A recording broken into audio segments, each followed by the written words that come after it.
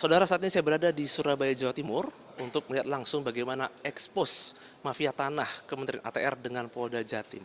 Dan untuk mengetahui terkait dengan bagaimana atau langkah yang akan dilakukan terkait dengan ekspos mafia tanah, saat ini di samping kanan saya atau sebelah kiri layar kaca sudah ada Menteri ATR Kepala BPN, Pak Menteri Agus Harimurti Yudhoyono. Pak, selamat siang, apa kabar? Baik, apa kabar? Terima kasih. Luar biasa ya, hari ini ada ekspos mafia tanah bersama Polda Jatim, ini menunjukkan bagaimana sinergi terkait memberangus mafia tanah. Nah, ini terkait dengan kepemimpinan Bapak dulu ya, kita lihat ya. Ini kan Bapak sendiri masih ada sisa kepemimpinan selama 8 bulan. Nah, kira-kira apa langkah yang akan dilakukan untuk mungkin mencegah seperti mafia tanah atau mungkin langkah-langkah strategis? Ya, terima kasih.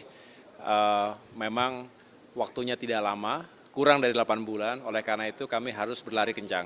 Saat ini saya berada di markas Polda Jatim bersama Bapak Kapolda, Bapak Irjen Polisi Imam, kemudian ada Ketua Satgas Anti Mafia Tanah dan para dirjen dari Kementerian ATR BPN.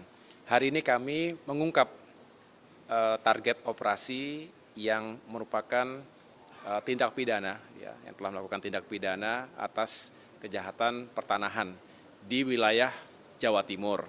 Oleh karena itu kami mengucapkan terima kasih kepada Bapak Kapolda dan seluruh jajarannya, termasuk juga semua yang tergabung dalam Satgas Anti Mafia Tanah. Secara khusus tadi kami mengungkap pertama di Banyuwangi dan sebetulnya ada di Pamekasan dan sedang terus ditindaklanjuti.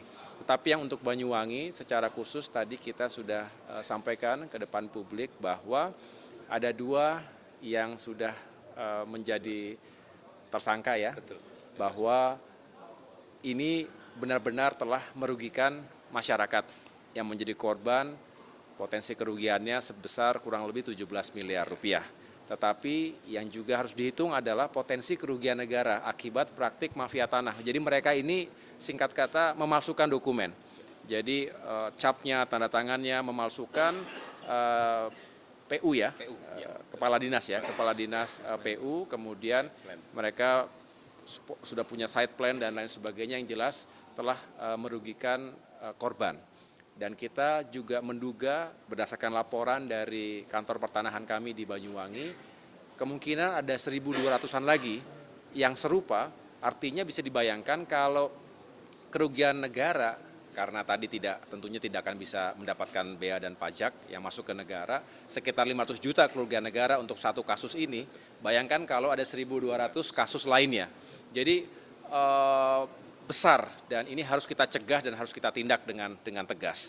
Kami ingin kembali kepada hukum dan aturan yang berlaku. Ini juga berlaku bukan hanya di Banyuwangi, bukan hanya di Jawa Timur, tapi seluruh Indonesia.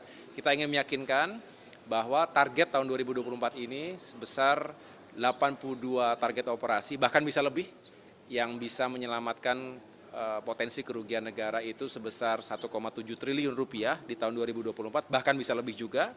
Dan mudah-mudahan ini bisa kembali menegaskan negara dan pemerintah bersama ATR, BPN, polisian, kejaksaan, kami hadir untuk melindungi rakyat, menghadirkan keadilan dan tentunya mencegah kerugian negara. Kan berulang kali Bapak menyebutkan perlu langkah sinergi seperti kerjasama dengan kepolisian dan kejaksaan. Sebenarnya apa sih pesan yang disampaikan? Kita ingin menguatkan pesan sekaligus komitmen. Jadi kami sudah menjalin kerjasama termasuk sinergi dan kolaborasi selama ini dengan baik. Tetapi tentu harus terus ditingkatkan, diperkuat. Mengapa? Karena menyelesaikan kasus-kasus mafia tanah termasuk sengketa-sengketa lain di lapangan itu tidak mungkin kami bisa bekerja sendirian. ATR BPN itu juga punya batas-batas kewenangan dan oleh karena itu terkait dengan penegakan hukum kita harus benar-benar kokoh sinergi dan kolaborasinya dengan jajaran kepolisian dan juga kejaksaan. Itulah mengapa di minggu-minggu pertama saya menjabat sebagai Menteri ATR BPN, saya langsung mendatangi Bapak Jaksa Agung bersama jajaran Jaksa Agung Muda diterima di Kejaksaan Agung Republik Indonesia. Ketika itu kemudian sore harinya berkoordinasi langsung dengan Bapak Kapolri beserta jajaran pejabat teras Mabes Polri dan kali ini secara langsung di Jawa Timur dengan Bapak Kapolda dan jajarannya, termasuk tadi ada sejumlah Kapolresta dan Kapolres yang terkait dengan isu yang kami ungkap hari ini. Yang jelas ini harus terus kita kokohkan sekaligus memberikan keyakinan karena masyarakat itu juga kadang-kadang ya kasihan ya, takut, ragu-ragu, mau melaporkan takut diintimidasi. Oleh karena itu tadi kami juga sampaikan kepada segenap anggota masyarakat dari manapun dan dimanapun berada, mohon tidak ragu-ragu untuk melaporkan jika ada hal-hal yang memang merugikan dirinya. Haknya dirampas, baik itu tanah maupun bangunan, ini sangat-sangat menyulitkan kehidupan mereka dan ini sangat tidak adil. Oleh karena itu kami ingin bersinergi, meyakinkan hukum tegak di negeri kita, tidak tebang pilih, dan kita ingin meyakinkan semua bisa mendapatkan haknya dengan baik. Terakhir Pak Menteri, bila masyarakat ada yang terkena mafia tanah atau tanahnya diambil dari pihak lain, langkah apa yang harus dilakukan? Segera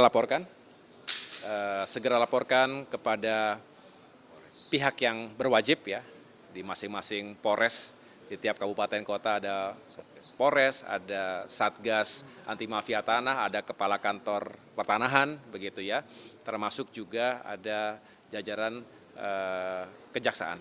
Kita ingin pertama masyarakat punya awareness bahwa kalau ada masalah laporkan, tidak disimpan sendiri, karena lebih baik kita mencegah sejak awal daripada sudah terlalu jauh begitu. Nah yang kedua, tentu kita juga menghimbau masyarakat untuk segera mengurus sertifikat tanahnya. Ada tentunya masyarakat yang belum punya sertifikat secara resmi, dan ini sebetulnya sangat membantu kalau sudah tertib administrasi, apalagi kalau sudah masuk ke sistem elektronik kami, maka ini akan semakin menutup ruang, mempersempit ruang mafia tanah. Ini harus kami terus edukasi, dalam arti terus menyampaikan ini kepada masyarakat, mensosialisasikannya agar semuanya punya awareness yang baik. Termasuk setelah punya sertifikat harus dijaga, pasang patok, ada gerakan masyarakat pasang patok Gema Patas misalnya. Ini juga baik agar ya lebih jelas lagi gitu. Batasnya tentu harus sesuai dengan apa yang tertera dalam sertifikat, sehingga mencegah terjadinya overlapping antara satu pemilik dengan pemilik yang lain. Dan tentunya setelah itu tugas kami untuk melakukan check and recheck agar bisa segera mengidentifikasi atau deteksi dini kalau ada masalah-masalah. Tetapi kami sangat menghimbau jika ada permasalahan segera lapor cepat, kami akan segera tangani, tentunya bersama-sama dengan pihak kepolisian dan juga kejaksaan. Gitu. Oke, terima kasih banyak atas waktunya Pak. Tentu saja ini menjadi sebuah pengetahuan bagi masyarakat agar masyarakat tidak perlu ragu untuk melapor kepada kepolisian ya kalau ada masalah ya. Ya, makasih Pak. Terima kasih. Ya. Bagi masyarakat yang mungkin punya masalah tanah ataupun tanahnya diambil oleh mafia tanah bisa langsung melaporkan ke kepolisian di mana dalam rangka untuk identifikasi. Juna Munangan, Cilmi, Kompas TV, Surabaya, Jawa Timur.